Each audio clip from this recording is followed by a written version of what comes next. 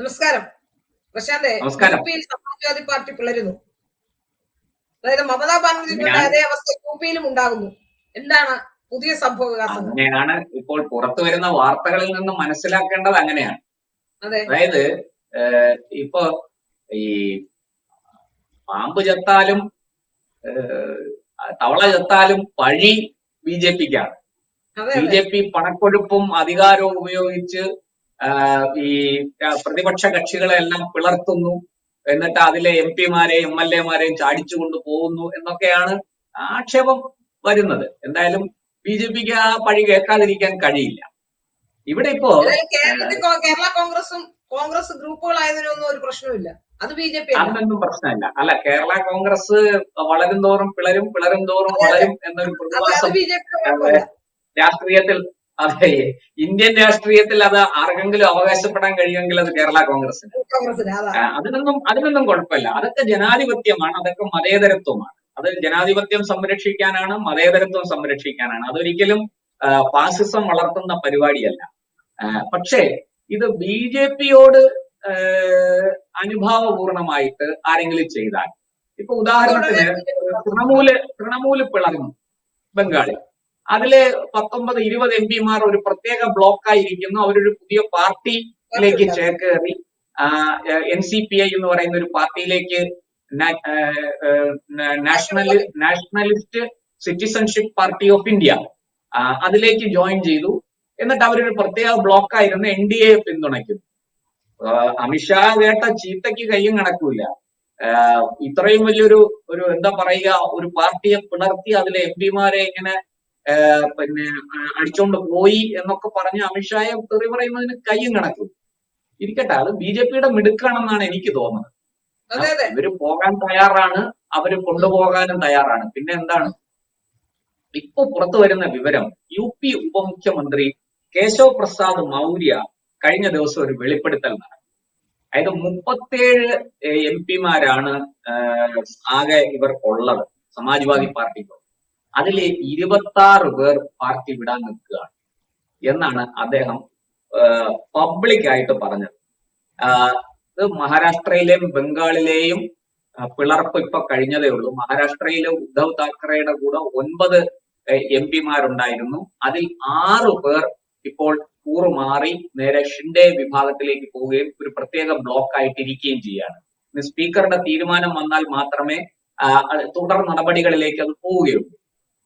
മനസ്സിലാക്കേണ്ടത് 9-ൽ 6, ബാക്കി 3 പേര്, സഞ്ജയ് റാവത്ത്, പിന്നെ അനിൽ ദേശായി, പിന്നെ ഒരാളുകൂടെ, ഇങ്ങനെ 3 പേരാണ് ഉദ്ധവ് താക്കറെയ്ക്കൊപ്പം ഇപ്പോൾ നിലകൊള്ളുന്നത്. ഉദ്ധവ് താക്കറെ പറഞ്ഞത് പോകുന്നവരെല്ലാം പോകട്ടെ എന്നാണ്. എന്നാലും അദ്ദേഹത്തിന് സംഭവിച്ച പിഴവ് എന്താണെന്ന് മനസ്സിലാക്കി അത് തിരുത്താൻ ആ ഉദ്ധവ് താക്കറെ ശ്രമിക്കുന്നില്ല എന്നുള്ളതാണ്. അദ്ദേഹത്തിന്റെ മുഖ്യമന്ത്രി മോഹമാണ് ശിവസേനയെ ഇങ്ങനെ ഒരു ഗതികേടിലേക്ക് മഹാരാഷ്ട്രയിൽ എത്തിച്ചത് എന്ന് രാഷ്ട്രീയം അറിയുന്ന കൊച്ചുകുട്ടികൾക്ക് പോലും പറയാൻ കഴിയും. എന്തായാലും ഇരിക്കട്ടെ, ഇപ്പോ ഇവിടെയും അതുപോലെയാണ്. സമാജ്വാദി പാർട്ടിയിൽ 26 എം പിമാർ കൂറുമാറാൻ നിൽക്കുന്നു. കേശവ് പ്രസാദ് മൗര്യ ഇത്ര മാത്രം പറഞ്ഞു: അവരുടെ പാർട്ടിയിലെ ഇന്റേണൽ പ്രോബ്ലംസ് ആണ്, അതായത് ആഭ്യന്തര പ്രശ്നങ്ങളാണ് അതിന് കാരണം. എന്താണ് ആഭ്യന്തര പ്രശ്നം എന്ന് അദ്ദേഹം പറഞ്ഞിട്ടില്ല. അതിൽ ആഭ്യന്തര പ്രശ്നം ഇത്രയേ ഉള്ളൂ: അഖിലേഷിന്റെ ഭാര്യ, അഖിലേഷിന്റെ അനിയൻ, അഖിലേഷിന്റെ മാമൻ, അഖിലേഷിന്റെ ചിറ്റപ്പൻ, അഖിലേഷിന്റെ കുഞ്ഞമ്മ, ഇവരൊക്കെയാണ് ആ പാർട്ടിയിലെ പ്രധാനപ്പെട്ട സ്ഥാനങ്ങളിലൊക്കെ ഇരിക്കുന്നത്. ഇവർക്കൊക്കെയാണ് തെരഞ്ഞെടുപ്പ് വരുമ്പോൾ സീറ്റ് കിട്ടുന്നത്. ഇവരൊക്കെയാണ് മത്സരിച്ച് ജയിക്കുന്നത്. ഇനി അധികാരം കിട്ടിയാൽ ഇവരെല്ലാവരും മന്ത്രിമാരാകും. കുടുംബത്തോടെ കൊള്ളയാണ്, കൂട്ടക്കൊള്ള എന്നൊക്കെ പറയാവുന്ന തരത്തിലാണ് ഇവർ ഭരിച്ചിരുന്നപ്പോൾ അഴിമതി ആരോപണങ്ങൾ ഉയർന്നത്. ഇത് മടുത്തു. സമാജ്വാദി പാർട്ടിയിലെ സാധാരണ പ്രവർത്തകർ ചിന്തിക്കുന്നത്, നോക്കൂ, ബി ജെ പിയിലേക്ക് നോക്കൂ, അവിടെ ഏറ്റവും സാധാരണക്കാരെ വരെ അവർ മത്സരിപ്പിക്കുന്നു. പശ്ചിമ ബംഗാളിൽ ഏറ്റവും സാധാരണക്കാരായ ആൾക്കാരാണ് അവിടെ മത്സരിക്കുന്നത്, ജയിച്ചു വരുന്നത്. വീട്ടുജോലിക്ക് പോകുന്ന ഒരു സ്ത്രീ ഇപ്പോൾ അവിടെ ജയിച്ചു വന്ന MLA ആയിട്ടുണ്ട്, BJP-യുടെ MLA ആണ്. ഇതൊക്കെ ഇത് പഴയ കാലമൊന്നുമല്ല. പണ്ടാണെങ്കിൽ ഈ പാവപ്പെട്ട ആൾക്കാരെ എന്തെങ്കിലും പറഞ്ഞ് പറ്റിക്കാമായിരുന്നു. പത്രങ്ങൾ മാത്രമാണ്, അല്ലെങ്കിൽ റേഡിയോയും ദൂരദർശനും മാത്രമാണ് ഉണ്ടായിരുന്നത്. പിന്നീട് ചാനലുകൾ വന്നപ്പോൾ ഈ ചാനലുകളെല്ലാം ഒന്നടങ്കം BJP വിരുദ്ധ നിലപാടെടുത്തുകൊണ്ട് കോൺഗ്രസിനും ഇടതുപക്ഷത്തിനും ഒക്കെ കുഴലൂതുന്നവരായിരുന്നു. ഈ സമാജ്വാദി പാർട്ടി അടക്കമുള്ള ഏറ്റവും വലിയ അഴിമതി നടത്തുന്ന സമാജ്വാദി പാർട്ടി, BSP, പിന്നെ ലാലുവിന്റെ രാഷ്ട്രീയ ജനതാദൾ അടക്കമുള്ള പാർട്ടികൾക്ക് കുഴലൂതുന്ന പണിയാണ് മുഖ്യധാരാ മാധ്യമങ്ങൾ ഇന്ത്യയിൽ ചെയ്തുകൊണ്ടിരുന്നത്. പക്ഷേ സോഷ്യൽ മീഡിയ വന്നതോടുകൂടി അതൊക്കെ പൊളിഞ്ഞു പാളീസായി. സോഷ്യൽ മീഡിയയിലൂടെ ജനം സത്യം അറിയാൻ തുടങ്ങി. BJP ഭരണത്തിന്റെ മേന്മകൾ എന്താണ്, BJP എങ്ങനെയാണ് സോഷ്യൽ എഞ്ചിനീയറിംഗ് നടപ്പാക്കുന്നത്, BJPയിൽ ഏറ്റവും താഴെ തട്ടിലുള്ള ഒരാളിന് പോലും എങ്ങനെ മുകളിലേക്ക് വളർന്നു വരാൻ കഴിയുന്നു, ഇതൊക്കെ ഇന്നിപ്പോൾ രാജ്യം മുഴുവനും ചർച്ച ചെയ്യുന്നുണ്ട്. അത് സോഷ്യൽ മീഡിയയാണ് അതിനൊരു കാരണം.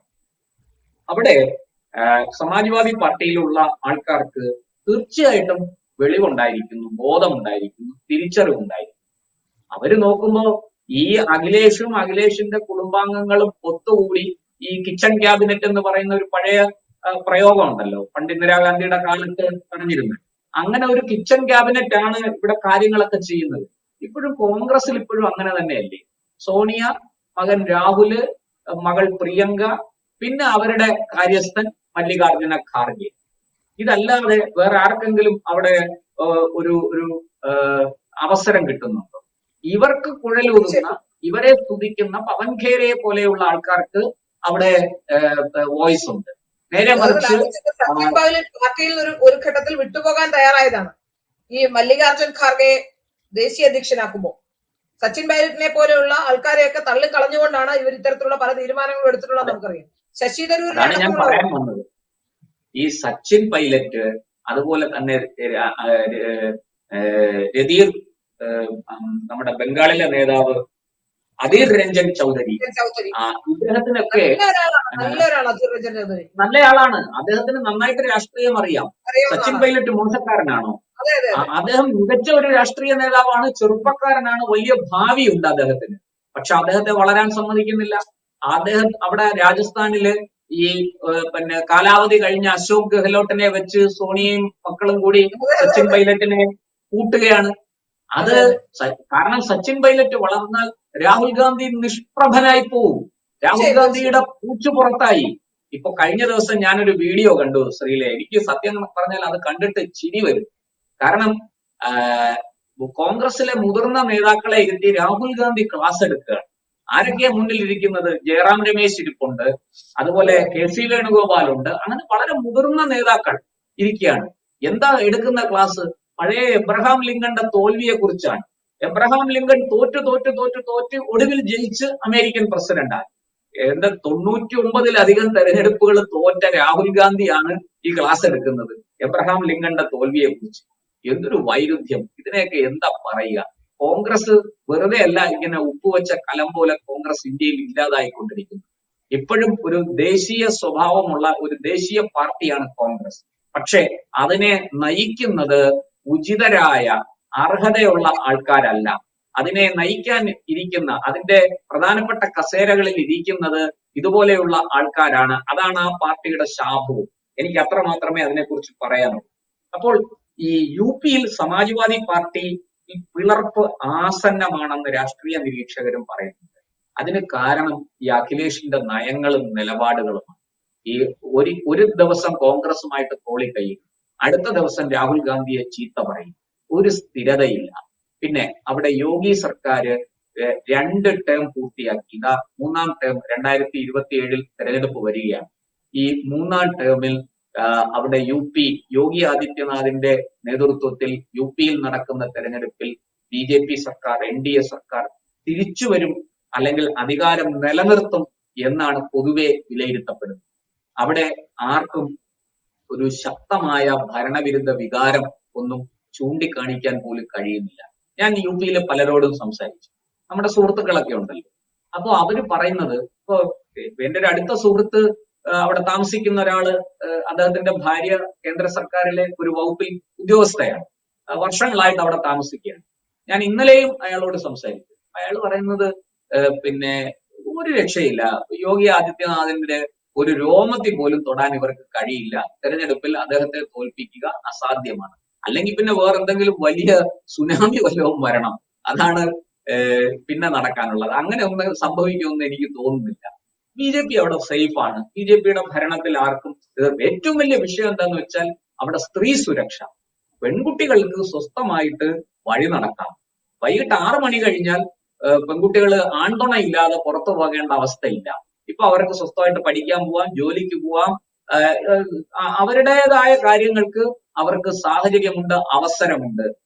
കാരണം ആരെങ്കിലും ആ സ്ത്രീകളെ, പെൺകുട്ടികളെ ഉപദ്രവിക്കാൻ ശ്രമിച്ചാൽ, യോഗി ആദിത്യനാഥ് പറഞ്ഞു, അതായത് സ്ത്രീ എന്ന് പറയുന്നത്, പെൺകുട്ടി എന്ന് പറയുന്നത് UPയുടെ മകളാണ്. ആ മകളെ തൊട്ടാൽ ആ തൊടുന്നവന്റെ കൈ വെട്ടും.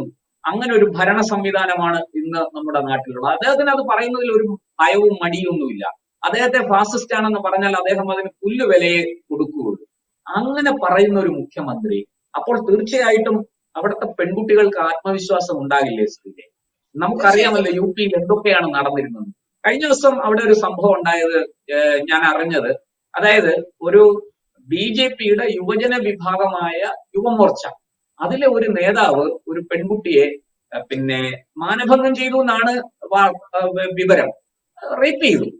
ആ ആളിനെതിരെ അതിശക്തമായ നടപടി എടുത്തു. അവിടെ ഒരു ദാക്ഷിണ്യവും പോലീസ് കാണിച്ചില്ല. ഈ വ്യക്തി പോലീസിനെ ആക്രമിക്കാൻ ശ്രമിച്ചു. ഞാൻ അറിഞ്ഞത് അയാളുടെ മുട്ടിന് താഴെ പോലീസ് വെടിവെച്ചു എന്നാണ്. എന്തായാലും ഈ ആളിപ്പോൾ കസ്റ്റഡിയിലെടുത്ത് അറസ്റ്റ് ചെയ്ത് റിമാൻഡ് ചെയ്തിരിക്കുകയാണ്. അയാൾക്കെതിരെ അതിശക്തമായ നടപടിയുമായിട്ട് മുന്നോട്ട് പോകും. യോഗി ആദിത്യനാഥിന്റെ ഭാഷയിൽ പറഞ്ഞാൽ, പെൺകുട്ടികളെ ആക്രമിക്കുക, അവരെ ഉപദ്രവിക്കുന്ന അതാരായാലും അവർക്കൊരു ജാതിയുമില്ല, മതവുമില്ല, ഒരു പരിഗണനയും കിട്ടില്ല. അവരെ കൃത്യമായിട്ട് അഴിക്കുള്ളിലാക്കിയിരിക്കും, ഒരു സംശയവും വേണ്ട എന്നാണ്. അപ്പൊ ഇങ്ങനെയുള്ള UPയിൽ ഈ അഖിലേഷ് യാദവിനെ പോലുള്ളവർ എങ്ങനെ പിടിച്ചു? അതാണ് ഉയരുന്ന ചോദ്യം. അപ്പൊ SP-ക്കകത്ത് കൃത്യമായിട്ടും അറിയാം പരാജയമാണ് സംഭവിക്കാൻ. നോക്കൂ, കോൺഗ്രസ് ഇപ്പോൾ UPയിൽ അവർക്ക് മത്സരിക്കാൻ ആളെ കിട്ടുന്നില്ല. നിയമസഭയിലേക്ക് മത്സരിക്കാൻ ആരും സ്ഥാനാർത്ഥിയാകാൻ പോലും തയ്യാറാകുന്നില്ല. അതാണ് കോൺഗ്രസിന്റെ UPയിലെ അവസ്ഥ. അത് തന്നെയാണ് ബീഹാറിലെ അവസ്ഥ. ബീഹാറിൽ നമ്മൾ കണ്ടതാണ്. UPയിലും അതുപോലെ തന്നെ. അവിടെ ഈ സമാജ്വാദി പാർട്ടിയും കോൺഗ്രസും തമ്മിൽ വലിയ ലഹളയാണ്. ഏറ്റവും ഒടുവിൽ നമ്മൾ കേട്ടത് എന്തൊക്കെയോ പ്രശ്നങ്ങൾ പുറത്തറിയുന്നില്ല. പ്രശ്നങ്ങൾ ഇങ്ങനെ ഉരുണ്ടുകൂടി വന്നപ്പോൾ അഖിലേഷ് യാദവ് കൂടും കുടുക്കയും എടുത്ത് കോൺഗ്രസിൽ ലയിക്കാൻ നിൽക്കുകയാണ്. ഈ കോൺഗ്രസിൽ ലയിക്കാൻ നിൽക്കുന്നത് തന്നെ എന്തിനാണ്? കോൺഗ്രസിൽ ലയിച്ചാൽ പിന്നെ ഈ MP-മാർക്ക് പെട്ടെന്ന് മാറാൻ സാധിക്കില്ല. അവർ എന്ത് പറഞ്ഞു മാറും? കാരണം മാറണമെങ്കിൽ കോൺഗ്രസിന് ഏതാണ്ട് 99 MP-മാരുണ്ട്. ഇവരുടെ MP-മാരും കൂടെ ചേരുമ്പോൾ എത്രയായി? ഈ ഒരു വലിയ സംഖ്യയായില്ലേ? അപ്പൊ അതിന്റെ 2/3 മാറിയാലല്ലേ കൂറുമാറ്റ നിരോധനത്തിൽ നിന്ന് പുറത്തു വരാൻ കഴിയുള്ളൂ. അപ്പൊ അഖിലേഷ് യാദവ് മാത്രമല്ല, നമ്മുടെ രാജ്യത്തെ പലരും ഇപ്പോ മമത കോൺഗ്രസുമായിട്ട് ലയിക്കാൻ നിൽക്കുന്നു. മറ്റൊന്നുമല്ല, ഉള്ള MP-മാരെ MLA-മാരെ എങ്ങനെയെങ്കിലും പിടിച്ചു നിർത്തണം. അതിനിതല്ലാതെ വേറെ വഴിയില്ല. അതുകൊണ്ട് കോൺഗ്രസ് ഇപ്പോ സഭയിലെ പ്രതിപക്ഷ നിരയിൽ ഏറ്റവും കൂടുതൽ കക്ഷികൾ ഉള്ള ഒരു പാർട്ടിയാണ്. അതുകൊണ്ട് കോൺഗ്രസിൽ ലയിക്കും. ഇത് തന്നെയാണ് ലാലുവും ചിന്തിക്കുന്നത്. ഇത് തന്നെയാണ് മറ്റു പലരും ചിന്തിക്കുന്നത്. അതിൽ നിന്ന് വേറിട്ട് നിൽക്കുന്നത് ഒരേ ഒരു കൂട്ടരാണ്, അത് DMK ആണ്. അത് കോൺഗ്രസ് പിന്നിൽ നിന്ന് അവരെ കുത്തിയത് കൊണ്ടാണ്. ഇല്ലെങ്കിൽ അവരും ഒരു പക്ഷേ ഈ തരത്തിലേക്ക് പോയേനെ. എന്തായാലും ഈ പറഞ്ഞ നാടകങ്ങളെല്ലാം UPയിൽ നടക്കുന്നത് ഈ MP-മാരെ ഒപ്പം നിർത്താനും അവരെ BJPയിലേക്ക് പോകുന്നത് തടയാനും ഉള്ള ഒരു പരിശ്രമത്തിന്റെ ഭാഗമാണ്. അതിനപ്പുറത്തേക്ക് അഖിലേഷ് യാദവിനോ അല്ലെങ്കിൽ സമാജ്വാദി പാർട്ടിക്കോ മറ്റൊന്നും ചെയ്യാനില്ല. അതുകൊണ്ട് തന്നെ അവർ ഈ പറഞ്ഞതുപോലെ MP-മാരുടെ കൊഴിഞ്ഞുപോക്ക് തടയാൻ വേണ്ടി ഏതറ്റം വരെയും പോകും, എന്തും ചെയ്യും. അതിനപ്പുറത്തേക്ക് അവർക്ക് യാതൊരു ധാർമ്മികതയുമില്ല. നമുക്ക് കാത്തിരുന്ന് കാണാം UPയിൽ എന്താണ് സംഭവിക്കാൻ പോകുന്നതെന്ന്. എന്തായാലും വരുന്ന 1 വർഷത്തിനപ്പുറം UPയിലെ സമാജ്വാദി പാർട്ടിക്ക് നിലനിൽപ്പുണ്ടാകില്ല എന്ന് പൊതുവെ രാഷ്ട്രീയ നിരീക്ഷകരും പറയുന്നുണ്ട്. UPയിൽ നിന്ന് കൂടുതൽ വിവരങ്ങളുമായിട്ട് നമുക്ക് വീണ്ടും വരാം. നന്ദി, നമസ്കാരം.